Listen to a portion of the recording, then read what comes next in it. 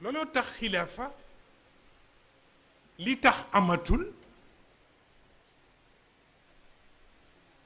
comme doxinu maatay la doxinu maatay sunu borom nanguwul mu yelif xilaafa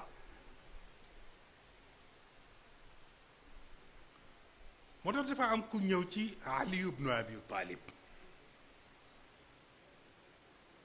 bi muy ñëwee ci Ali ibnu Abi Talib ni ko yow daal amuloo chance mu ni ko ci lan mu ni ko Abu Bakr jël na xilaafa gi ba jóge fi ñépp nangul ko te kenn werantewul ak moom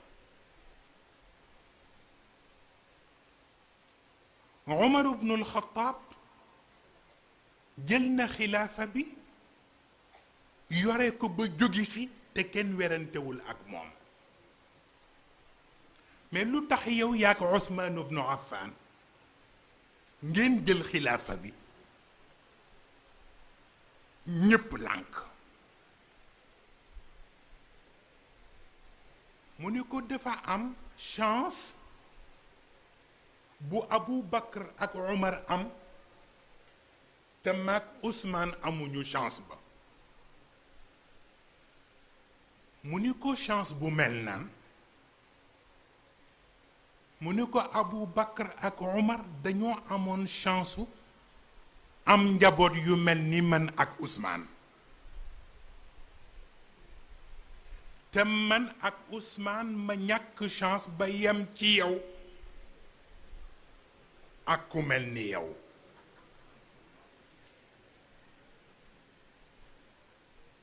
Seydina Ali ni parce que tontuwuma laaj bi moom laa tontu parce que laajul pour xam dafa laaj pour dingat waaw mu ni ko Abu Bakar ak Umar dañoo amoon chance su dajeek ay njaboot yu mel ni man ak Ousmane man nag ma ñàkk chance ma ak Ousmane ba dajeek ñu yow ak ñu mel ni yow looloo tax affaire bi demee noonu waaw bu ko defee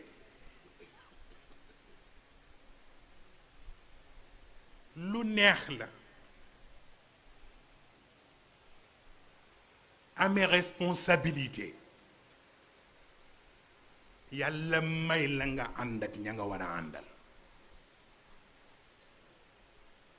parce que li gën a yéeme ci àdduna bi moo di on gouverne tout sauf le cœur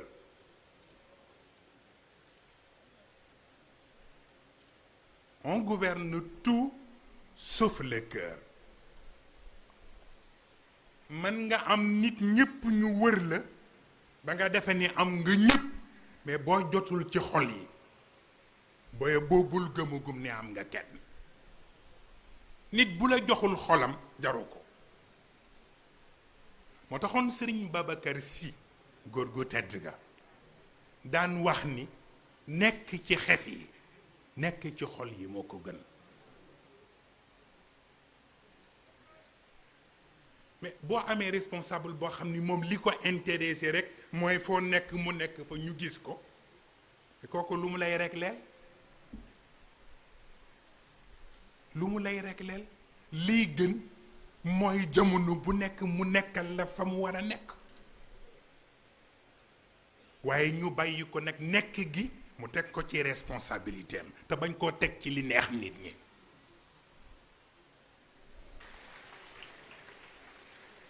mi gis nga sunu boroom bi mu nomee Aadama xalifa ba noppi ba seedeel ko malaaka yi inni jaa'ilun fil ardi xalifa ñaanit malaaka yi ñu sujootal ko mais ba mu ca jógee nangootul wàcce ci suuf ñu di ko gis parce que sunu borom bu wàccee ci suuf di daagu lu ñuy doyeeti aadam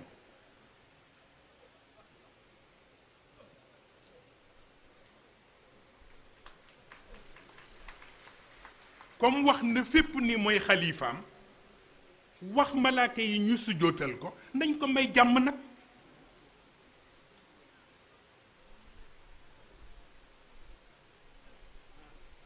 mais moom it li koy intéressé mooy an yaxkum bayna annaas bi ma araka allah.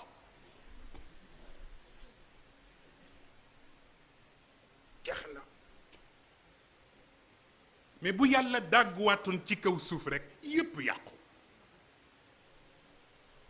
moo tax mu bàyyee aadama ak lim ko sédd moom it nekk fa mu nekk xam ni du ko tere mu nekk ilahan fi l ard wa ilahan fi sama du ko tere it kulla yawmin huwa fi sha'n.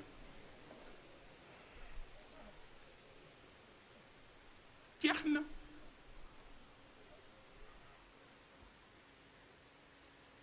looloo tax aadama fonk ko ba dof bu juumee sax du nelaw ndax yàlla ak mbaaxam. ndax toog na yëg ni yàlla masul woo malaaka yi mu sujjóot loo woon du leen woowaat di leen wax lu sew ci aadama. tànn na ko ba noppi sédd na ko ba noppi du bëgg keneen di ko tuutalaat. jeex na donte malaaka yi nag fiir nañu ndax bu ñu sañoon ñoom rek ay dese yàlla. wa nahnu nusabbihu bi hamdika wa nuqaddisu laka yàlla ni leen àdduna tasbix ak taqdis rek daf ko yor. looloo tax mu samp jàkka yi fii pour wan malaaka yi ni leen du yéen rek may defal tasbix ak taqdis am naa ñeneen. loolu la moo tax loo dégg rekk mu jariñ loo teg ci xel ak xalaat mu jariñ loo déglu ak xel mu jariñ waaw. kon wàllu pouvoir maanaam fi mu ne ci introduction rek laa nekk.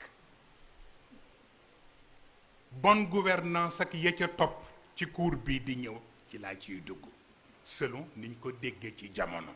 fi mu ne ci principe wal Qur'an lay waxee ak yéen waaw. bu ko defee kon nag sunu boroom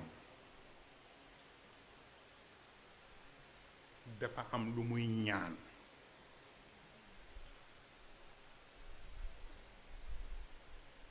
li muy ñaan moo di njiit yi nañu jubal. bu njiit yi jubalee rek ñi topp ci ñoom jubal ndax annaasu ala diini muluki. mais bu nee nag na njiit yi jubal bu leen defe ni nitu politique rek a tax may wax. ñett ñi ma tudd ñëpp dañuy dugg les hommes d'État les hommes d'affaires ak les hommes de Dieu ñëpp dugg nañ ci baat bi ni ñëpp jubal waaw. an yaxkum bayna annaasi bima araka allah wala takun lil xaa'inina xasiba waaw. jeex na bu ko defee collaboration boobu moo jar a bàyyee xel. xam nga loolu moo taxoon góor gi ca jamonoom bi muy génn yenn waxtaan yi mu nettali yaakaar naa ca Iba Mar Diop wax ni dafa gisee ak président Abdou Diouf bi mu waxtaanee ak moom ba noppi président Abdou Diouf ni ko tàllal loxoom ni ko ñaanal ma. dañuy Cheikh nee na ma ni ko ñaanalal sa bopp ba noppi. parce que li ma yàlla yen ci domaine bi mu ma ko yene ba nga may yaakaar di ma ñaanloo yow it yàlla yen na la lu ni toll ci domaine bi nga nekk ba boo ko ñaanee mu tolloog sama ñaan. mais day fekk boobu nga gëm ko day fekk nga yegg ca waaw day fekkit nga xam ki nga amal affaire kan la. moo tax ma wax leen ni leen amul ci kenn koo xam ni cër bi la jox bi ñu la jox bu entier la desitu yàlla rek la la jox. boroom am bi desitu yàlla la ko yàlla jox. borom mën-mën bi desitu yàlla la ko yàlla jox.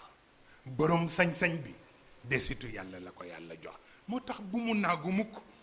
waaw waaw seetal lu ci nekk rekk fan nga ci jaar ba jaam yi jariñoo ko. fekk ngay servir jaam yi rekk yàlla di la taxaw. looloo taxoon baat bi ñoo tudde ahlul xalli wal aqd te ñu defe ni lu bees la. du lu bees. min al asmaa al gaybiya.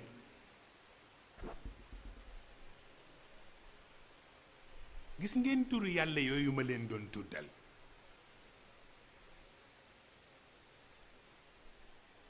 def ci am fukki tur ak benn yu nga xam ni bu ci ne am na ay groupe bu nit yu ñu defal distinction ba.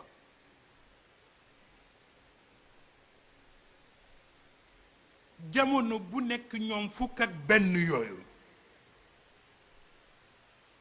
ñuy jëfanteeg borom bi pour lu yëwénal mbiru jaam yi.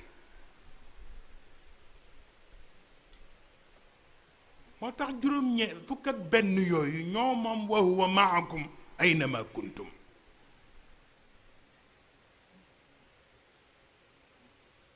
parce que li ñu fas seen jom mooy fas yéeneetuñu jaam am soxla ba di tardé.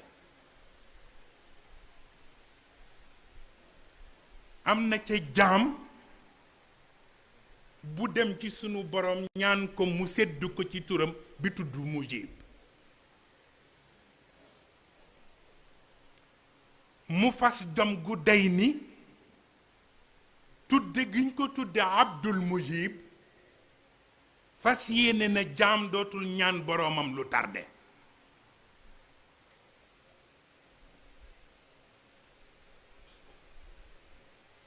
am ku dem ca boroom moom itam ñaan ko mu defal ko distinction ci turam bi tudd al malik ñu tudde ko abdul malik.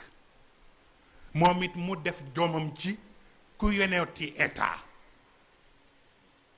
responsabilité ba nga jël lépp lu lay jàppale ba mu jaar yoon tegu fa mu war a tegu moom it mu def ca jomam pour jàppale la ca. am ci ku dem ci borom bi ñaan ko mu defal ko distinction ci turam bi tudd al wahab ñu tudde ko abdul wahab. waaw kooku def jomam ci képp kuy dox dara lay tax yàlla yëkkati ko jox la ñu def ca seen jom ba ku jógati ñu ànd ak yow ba yàlla jël loola teg ci sa loxo. donc di ko def ñoom ñëpp diggante abdul kabir abdul mujib abdul mu'ti abdul malik abdul rabb abdul rahman abdul rahim ñoom ñëpp ba ñu mat fukk ak benn.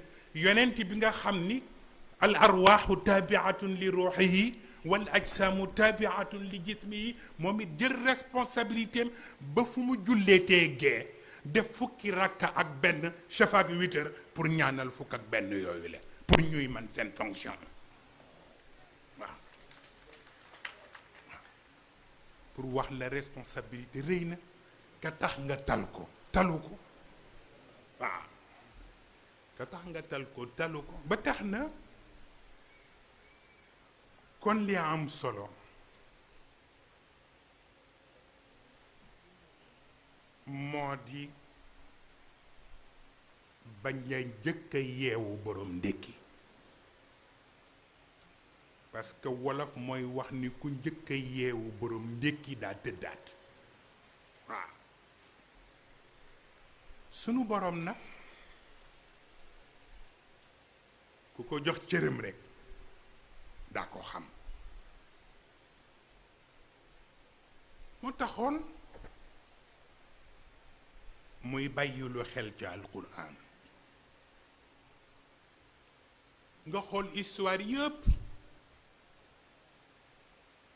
tous les grands ñi ñu mas a tudd ci histoire alam tara anna allaha ahlaka tubbaan wa ahlaka luqman ibna aadin wa aadiya wa ahlaka dal qarnayni min ba'di mulkihi wa ahlaka firawna taga wa najashiya ayna man saadu wa shaadu wa banaw ahlaka alkul. tey dama lay laaj tous les grands de l'histoire tey koo ca dem fa ñu ko xame woon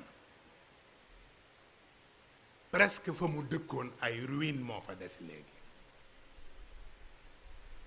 ñuy dañ si kumba ku kumpa ñoo fay ñëw waaye ñuy tëbbu si duñu fa ñëw. demal ca ahram ya pyramide ya nekk Égypte Firawna ma ko moomoon ña fay ñëw ñëpp dañuy ñëw pour dañ si kumpa rek mais ñëwuñu pour tëbbu si dara ci Firawna. nga dem Perse Paris ana Kisra fa mu dëkkoon yëpp tey ruine la ña fay ñëw dañuy ñëw pour dañ si kumpa rek ndax taarix waaye ñëwuñu pour tëbbu si ci moom. nga jóge fa dem Rome ci Qaysar muy César waaw la même chose. ana Alexandre le Grand ah te mooy Dul Qarnayn ah ana Luqmanul Hakim ayna Aad ayna Thamud ah ñëpp tey yàlla écrasé na leen. te il faut faire attention il faut faire attention. li xew Pakistan nga xam ni li mu jur ci ay sinistré moo ëpp li tsunami bi passé jur ci ay sinistré. nga dem Inde noonu nga dem Chine noonu ana Russie lu fa xew ci ay xeetu incendie ak ni Russie toll ak moyens yi leen yàlla jox. moo tax ka ca sa wet mooy tax nga muñ lañu la nattoo. waaw ku ne que la ëpp le nattu mooy tax nga mën a muñ sa bos. te Serigne Cheikh ma ko wax bërki dem de ni ma Sénégal gii war nañoo gërëm mag ñu baax ñi de. mu ni ma budul woon mag ñu baax ñeeg ñi leen wutu fii kon li xew feneen lu ni toll dana xew ci réew mi waaye nag yàlla di leen suturaal ndax mag ñu baax ñi ñu am mu mel ni kon nag lu jar a sant yàlla la. kon nag dafay am loo xam ne rek mooy nekk farata bi. Serigne Cheikh nee na daanu aayul daanu bañ a jóg boobu aay. moo tax tout le temps nit ki dafay am courage ndax dama dégg ci Serigne Cheikh mu ni ma daan naa nekk en conflit ak Senghor duma tudd duma ko tudd waaye léeg-léeg situation ci réew mi ñëw li ñuy nekk conflit mu yónni ku mu wóolu ni ko demal wol ma Cheikh parce que fii réew mi tollu nag jot nañu wax parce que soxla naa xalaatam. kooku farata la te sunu mbokk mii Tanor Dieng ci dëju soxna Sophie bi muy ñëw di jaale si daf ni ma gis nga yow yaak Serigne Cheikh ngeen jël seen responsabilité ci politique lu normal la parce que nit ñi sédduñu leen ko mais histoire moo leen ko sédd. waaw ñun lu ñu yor rek histoire ñu ko sédd loolooy tax sunu dara fortaatuwuñ ko waaw loolooy tax nag responsabilité boobu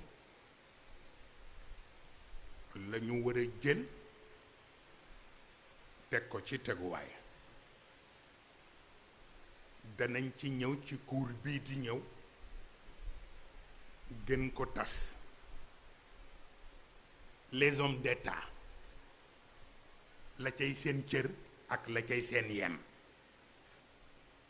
mais les hommes d'affaires ak ñi leen di jàppale yépp moo xam ay économiste lañ, expert bu mu mën doon, lan mooy seen responsabilité ci biir cercle du pouvoir boobu. Les hommes de Dieu waaw lan mooy seen responsabilité ñoom itam ci biir cercle du pouvoir boobu la.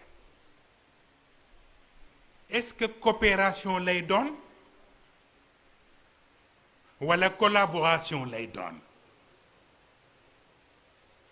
wala simple relation lay doon? yooyu yëpp yu ñu war a firi la. lan mooy collaboration, lan mooy coopération, lan mooy relation. waaw ba tax na li mat a bàyyee xel rekk mooy li yonent bi sallallahu alayhi wa sallam waxoon.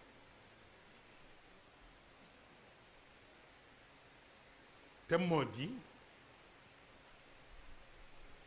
am na loo xam ni ku ko teral loo néew la yàlla dina la teral. waaw te itam tooñ daf dul baax. La Fédération des associations islamiques du Sénégal dañu organiser benn colloque fii en 1972. thème colloque ba moo nekkoon l'islam et la négritude. xam ngeen ni keroog dafa fekk sax góor gi dafa sibru woon ba dafa forcer rek pour def communication. ñi doon def communication yépp dañ doon taxaw def seen communication, mais moom sibru bi moo tax ñu may ko mu toog ci chaise pour def communication. mais gis nga grandeur yi bokkul. xam nga ak modestie boobu mu commencé wax ni bien que souffrant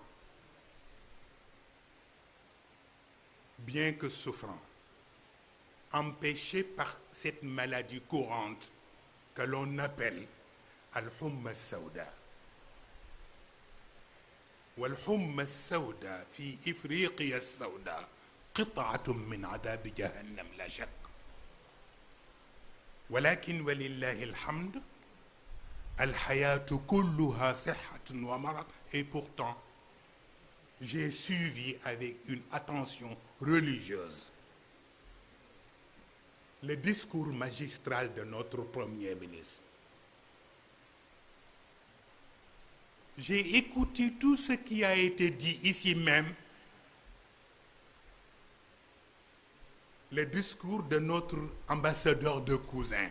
Xoolal boobu façon waxin, notre ambassadeur de cousin. Et par tous les autres. Aurais-je besoin d'ajouter quelque chose? Mouni, je n'en vois pas la nécessité, mais vous aviez l'amabilité de me désigner pour présenter l'islam et la négritude. Je crois que je vais m'efforcer de dire quelque chose dans ce genre. Mais pourquoi l'islam? Pourquoi la négritude? waaw mais jëmuma foofu laata góor gi di def communication am na ay arabisants yu dem ci mufti yi ñëwoon influencer leen ni leen bu defee discours am ba noppi rek jóg leen ngeen révolté ni ko waxoo dara. ay arabisants te xam nañ leen waaye xam nga liñ naan lu doy waar ñëpp dañ cay fanaan mais dafa cay biddanti. mufti Liban bi moom moo ca gën a rakkaaju rek de góor gi parewul sax mu jóg daal di mel ni ku wax saaga daal di abandonné fauteuil am ni day dem parce que kii waxul dara te fekk dañ ko sant. mais li mu yëgul mooy yëgul ni def na incident diplomatique parce que góor gi Senghor la doon cité parce que c'est le père de la négritude ah mook ñoom Aimé Césaire ak ñecce des mu ni nag lu tax ñu tudd fi Senghor ñu ne ko mais c'est le président de la République mu ni c'est un chrétien daa di claquer portam dem ba dañu mujj le gouvernement libanais ñoo bind lettre d'excuse pour envoyer ko le président de la République du Sénégal bi problème bi newul foofu mooy moom mufti bi def loolu ba mu rentré même pas un mois fekk guerru Liban bi ñëw ñu sànni benn missile ba dal ci kawam cër yi dañ ko doon dajale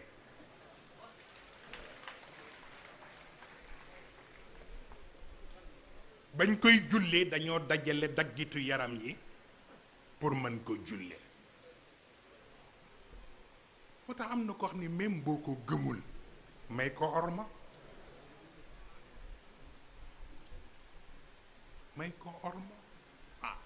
ba tax na kon nag ñu ngee sant ñi fi toog ñëpp subaa juma la nit ñi dañuy liggéey xëy na dañ doon commencer rek pour ubbi ko tuuti xëy na ba samedi bu samedee nag ñu dugg ci biir débat bi lan mooy responsabilité yi naka la ñuy doxale yi ci biir lan mooy li ñoo tudde démocratie lan mooy li ñoo tudde laïcité politique en tant que politique lan la parce que dañuy wax ni la politique c'est une bête sauvage qui a besoin d'un dresseur waaw donc kiy nekk dresseur bi kan la war nañ ko xam waaw ci ban façon lay jaar ba politique bi parce que li tax ñu di ko wax fan yi passé yëpp ñu ngi ciy def débat di wax ni li leen jaxal mooy politique ak sport dañu nekk léegi une religion de substitution mais bi ñu nekkee une religion de substitution gis nañ ni léegi kon toll nañu fa religion toppoon ñu ni la religion est l'opium du peuple kon naka la ñuy sauver politique sauver sport ba tuuti ñu nekk opium du peuple loolu ci li ñu war a waxtaane lay doon waaw parce que xam nga ci gannaaw bi ñu defee référendum ci Suisse pour ni kenn waratul tabax benn minaret ci Suisse ñu di ko gis dañoo yeewu parce que xam nañ ni bu fekkee ni parlement bi rek ñoo ko tëral kenn du xam lu muy nuru ñu jaarale ko ci référendum mais bi ñu laajee benn écrivain boo xam ni jigéen la Suisse la nekk ni ko façon bii Suisse defee ak yu ko nuru ci France ak feneen ban genre laïcité la mu ni mais il n'y a plus de laïcité en Europe ñu ni ko kon nag li fi am lan la mu ni domination culturelle moo fi am moo am Suisse moo am France moo am Angleterre moo am aux États-Unis yëpp domination culturelle moo fa nekk ma ni mais ce qui est grave pour nous les Sénégalais ñun double bi la ñu def te mooy dañu fexe ba indi domination culturelle et cultuelle te lu mat a wattu la te mooy tiijaan bi bëgg a xool murit bi di ko wan ni ko maa la gën tariqa kooku domination culturelle la ñaseen bi xool keneen moom it pour bëgg ko wan ni ko maa la gën li ma nekk kooku domination culturelle la musulman bi bëgg a xool chrétien bi pour wan ko ni ko maa la gën diine kooku domination culturelle la yooyu la ñu war a fexe ba effacer ko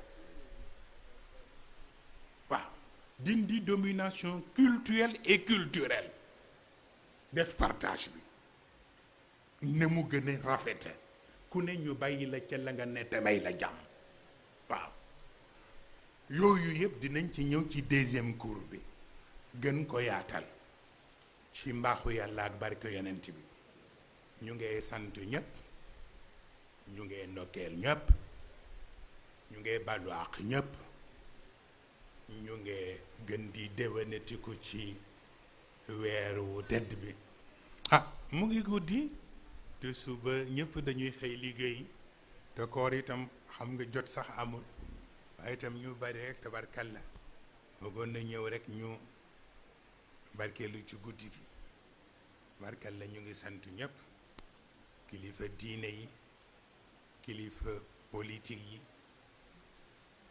jàngalekat yi liggéeykat yi tabarkalla borom xam-xam yi tabarkalla ñi bokk ci média yi moo xam ñi yore télévision lañu wala ñi yore journaux yi la wala ñi yore rajo FM yi kenn ku ne façon ba nga contribuer ci yëf yi wa tabarakallahu ñu ngi la cay sant bu baax a baax a baax